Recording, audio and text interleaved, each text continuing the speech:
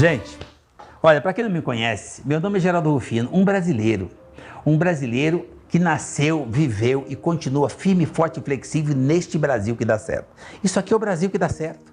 Eu faço parte original desse quadro, que veio aqui com o propósito de compartilhar com você a melhor parte desse país, a cereja do bolo, que é o Brasil que dá certo, que é onde tem positividade, tem gente dando certo, gente querendo compartilhar com você, passar trajetória, vivência, experiência, aprendizado, para que isso some na sua vida. Eu sou só um brasileiro, Geraldo Rufino, um brasileiro, conselheiro hoje, o presidente da JR Diesel, a maior empresa de reciclagem automotiva da América Latina. Lembra daquele catador de lata? O que mudou de lá para cá? Mudou só o tamanho da lata.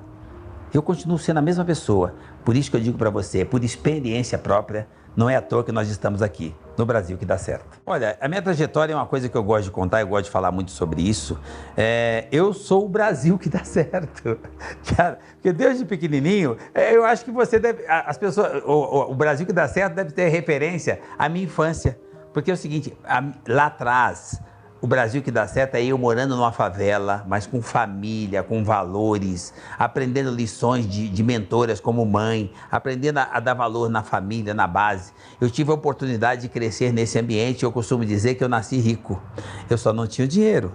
Mas eu entendia que eu tinha sorte, eu tinha sucesso, eu era feliz, eu tinha uma família e eu tinha uma mentora chamada mãe, que é a primeira mentoria que eu acho que todo ser humano precisa ter. E partindo de lá, eu aprendi valores, lá eu aprendi que ser negro era um privilégio, a minha mãe dizia que eu tinha que agradecer, eu aprendi a agradecer, então isso nunca foi um problema, então eu nunca me diminuí maior ou menor por conta disso, eu aprendi a gostar de mim como eu era, então isso deixou de ser um problema, que foi uma vitória.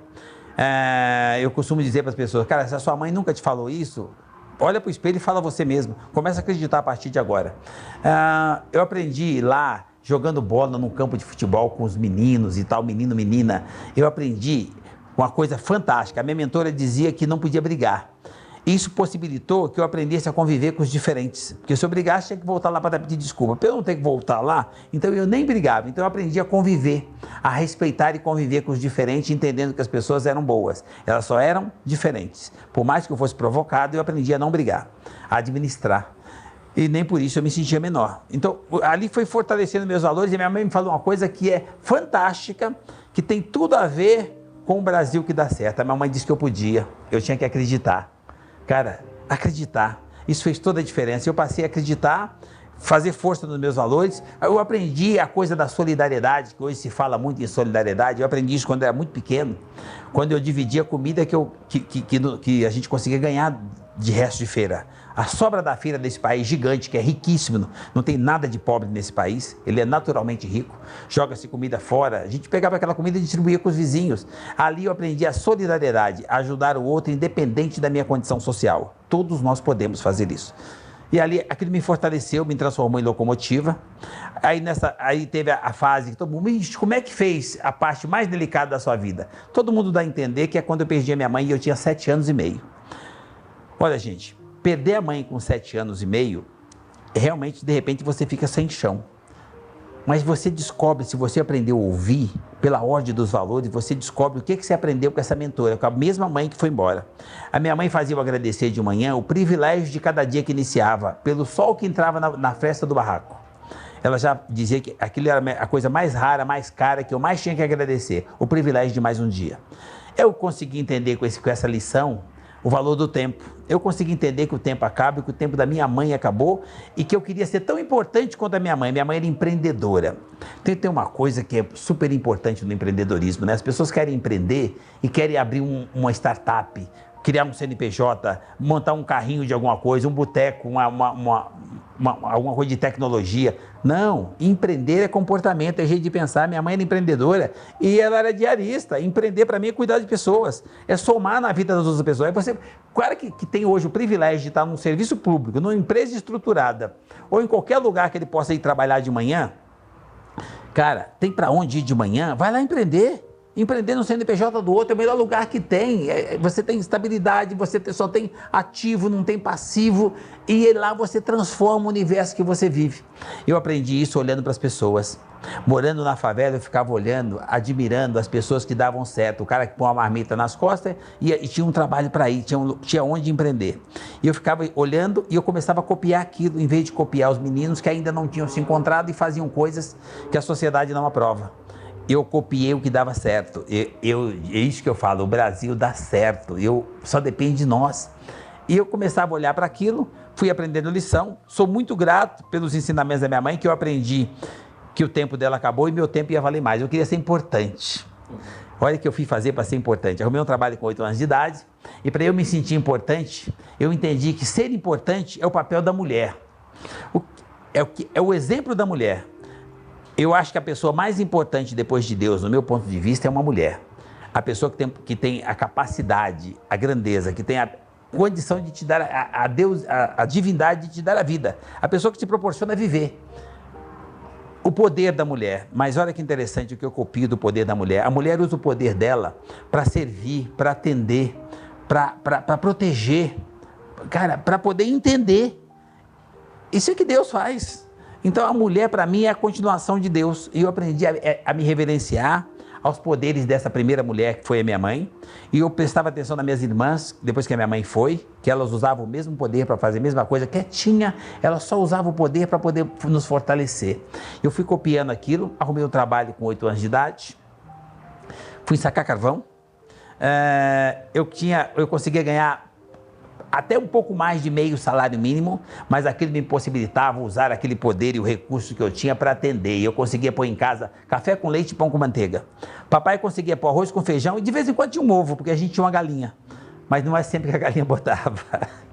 Então, mas eu tinha o privilégio de ser esse cara poderoso que punha café com leite e pão com manteiga dentro de casa. Aquilo fez com que eu buscasse uma coisa que eu não sabia ler, não sabia escrever, mas aquilo para mim começou a se transformar num propósito. Aquilo para mim começou a entender assim, como eu me sentia bem, importante, poderoso, de poder ser o cara que servia, ser o cara que fazia diferença para a família. E aquilo para mim virou propósito. Querer fazer diferença para impactar e somar na vida dos outros. O empreendedorismo, servir, fazer alguma coisa para atender, pegar a oportunidade que você tem dentro da sua possibilidade e crescer ali naquele espaço dentro da sua possibilidade, do momento. A pessoa fica esperando acontecer alguma coisa, você faz acontecer alguma coisa. Esperando a oportunidade, você cria a oportunidade a hora que você dá o primeiro passo, a hora que você tem atitude. Eu fiz isso baseado nessa primeira mentora que era minha mãe. Continuo essa mentoria com meus irmãos mais velhos, que eu aprendi a ouvir as pessoas que já tinham mais vida que eu, que viviam mais tempo que eu, que gostavam de mim e queriam me dar direção. Então eu aprendi a ouvir e eu filtrava aquilo. E eu comecei a entender que se eu quisesse, eu poderia mudar aquela situação que eu morava num barraco de chão batido na favela. Só depende de quanto tempo eu estava disposto a produzir para aquilo. Minha mãe sempre me deu esse toque. E eu comecei a ver que eu podia fazer mais. Trabalhei 1 ano fazendo isso, depois achei uma oportunidade, gente, que todo mundo pode.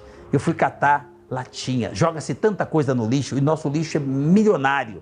É como é que você recicla, como é que você classifica o que está indo para o lixo. Eu dei o endereço certo para essas coisas, comecei a catar latinha. As pessoas falam que é difícil ganhar dinheiro. Não, gente, é difícil até que você dê o primeiro passo. Agora é difícil quando você acredita que é difícil. Quando você entende que é possível, eu entendi que era possível e comecei a catar latinha e ganhei dinheiro catando latinha por 2 anos. Quebrei a primeira vez quando eu tinha 11 anos, comecei de novo, acreditando sempre. Eu acho que desistir não pode ser uma opção. Esse país é rico, está tudo por ser construído, está tudo por ser feito, está tudo esperando por nós empreendedores. E uma coisa que as pessoas ficam falando desse país, que eu sou apaixonado, por isso que essa coisa do Brasil que dá certo, é claro que ele nasceu certo, é o melhor pedaço do planeta, ele é rico por natureza. E ele tem uma coisa que é mais rara, mais cara, que mais tem valor e que as pessoas talvez ainda não se atentaram. Tem muita gente que não olhou para isso ainda. O que tem de mais precioso nesse país? O brasileiro. Ele precisa acreditar nele. E eu aprendi, graças a essa primeira mentora, a acreditar em mim. E eu entendi que eu que podia fazer, não é o que alguém podia fazer por mim, é o que eu podia fazer por alguém partindo da minha família e de mim mesmo. E aí eu consegui, mesmo sem dinheiro depois de 11 anos, perdi o dinheiro juntado em 2 anos, porque desenterraram minhas latinhas. Depois eu comecei de novo vendendo limão. Gente, tudo que você fizer na vida, e olha, para vender, eu fazia um exercício fantástico. Eu sorria e eu vendia. É o único treinamento que você precisa para fazer a primeira venda. Sorria. Queira realmente atender, queira servir, queira o melhor para quem vai consumir. E aquilo fazia com que eu vendesse. Eu ganhei dinheiro fazendo isso também. Ajudei meu pai muitas vezes. Meu pai não tinha todo o juízo que eu acho que seria convencional, então ele casou 10 vezes, mas eu não aprendi a não julgar as pessoas, a conviver com as pessoas. Então eu nunca julguei meu pai, eu convivi com meu pai. Então eu fazia tudo por ele. E com 13 anos eu peguei todo o meu dinheiro e dei para ele, fiquei sem dinheiro, mas eu tinha mais tempo para poder produzir e ganhar de novo. Mas meu pai ficou feliz. Meu pai casou 10 vezes. E cada vez que ele casava, a gente ficava sem grana porque queria ajudá-lo. Eu fiquei sem grana, mas foi uma oportunidade. Deus é bom o tempo todo. Arrumei um trabalho no CNPJ de alguém.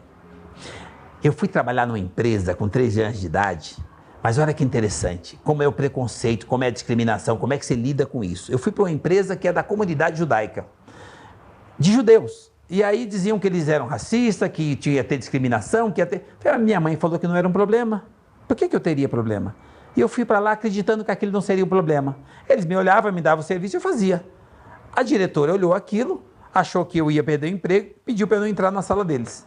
Eu não entendi o porquê e continuei entrando. E eles continuaram me atendendo. E me davam o serviço e eles não trancaram porta.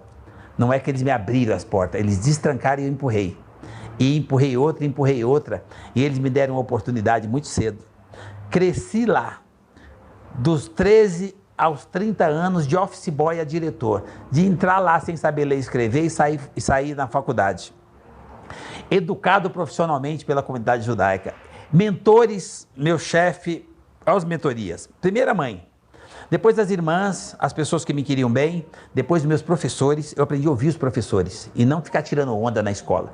Aprendi a ouvir os professores. Depois, os outros mentores foram os meus chefes, meus líderes. Depois, meus patrões, que se tornaram mentores, e eu fui, graças a aprender a ouvir, a desconsiderar o que o outro está falando, a acreditar em mim, acreditar que essa coisa da discriminação, do preconceito, é o jeito que você absorve para administrar isso, para que você não se torne menor. Depende de você. Eu agi dessa forma e esses caras se tornaram extensão dos meus pais, foram meus mentores e são meus mentores e amigos até hoje. Me dão ordem como se eu tivesse 7 anos e eu tenho o comportamento de obedecê-los como se eu tivesse 7 anos. Independente de hoje eu estar num CNPJ que não é mais o deles. Então, gente, relacionamento, eu aprendi a me relacionar. E aí minha trajetória foi vindo, mas eu sempre entendi que se você subir um degrau, traz mais alguém. Eu trazia mais alguém da família, alguém mais próximo, alguém que queria vir junto, e eu fui fortalecendo a minha base. E por consequência eu sempre conseguia subir um degrau, sempre trazendo mais alguém, sempre locomotiva, mas sem subestimar, transformando o que no momento era vagão em outra locomotiva. Eles me empurravam e eu ia para a próxima fase. Isso permitiu que eu crescesse, que a família toda crescesse, que eu conseguisse ganhar, aumentar, fortalecer os meus valores e que por consequência da disciplina eu conseguia ganhar algum dinheiro, mas o dinheiro nunca foi maior que eu. Sempre os valores vêm primeiro, o dinheiro vem depois. Eu quebrei na minha trajetória 6 vezes, mas eu só fiquei sem dinheiro. Eu nunca quebrei meus valores, eu nunca quebrei a credibilidade, eu nunca precisei deixar de olhar no olho das pessoas. Isso me permitiu que eu fosse feliz a vida inteira. Isso me permitiu que eu entendesse que o Brasil dá certo sim, que os tempos não são difíceis, os tempos são diferentes. Eu vivi tempos diferentes. Aliás, quando você se toma banho, você troca de células. Já é outro tempo, você já é outra pessoa, já começou de novo. E o que eu preciso para recomeçar? Eu mudei de endereço e não mudei os valores. Hoje eu olho na veneziana quando o sol entra de manhã, eu me refiro mentalmente na hora, naquela luz que entrava no meu barraco, e eu lembro da minha mãe que se tornou imortal. Eu lembro dela e eu ponho o joelhinho no chão e eu agradeço. O privilégio de estar podendo começar mais um dia. Quando eu olho no retrovisor do veículo, do avião que eu piloto, quando eu olho no retrovisor, eu vejo vivência, experiência, aprendizado, eu vejo Covid-19, eu olho no para-brisa e vejo com vida 21, que é para lá que eu vou. Quando eu olho aqui e vejo que tem algum ente querido que eu perdi, eu olho de novo para frente e vejo quantos entes queridos que hoje eu tenho a oportunidade de dar bom dia, de dar um abraço, de passar uma mensagem, de fazer um carinho no WhatsApp dizendo que ama, me tornando uma pessoa maior, melhor, mais amorosa, mais generosa, com mais carinho, com mais amor, com mais paixão pela vida e pelo que eu faço. E por consequência, mais feliz, um cara mais preparado emocionalmente e psicologicamente para o novo normal, que é ser um ser humano melhor, para continuar mantendo as empresas e os negócios mais humanizados. Então, Eu entendo desta forma. Eu gosto de compartilhar para as pessoas perceberem que a minha vida é uma vida de um brasileiro comum, que não tem esse papo de cima da média, de fora da caixa, de extraordinário. Todo mundo é extraordinário. Ah, o cara é sensacional. Você que está aqui me assistindo, ó, você também é sensacional. Não tem ninguém que não seja espetacular, incrível, sensacional. Você é a semelhança divina. Deus não é sensacional? Você é a semelhança. Acredita em você. Então o prazer que eu estou aqui num Brasil que dá certo é para provar que ele dá certo mesmo.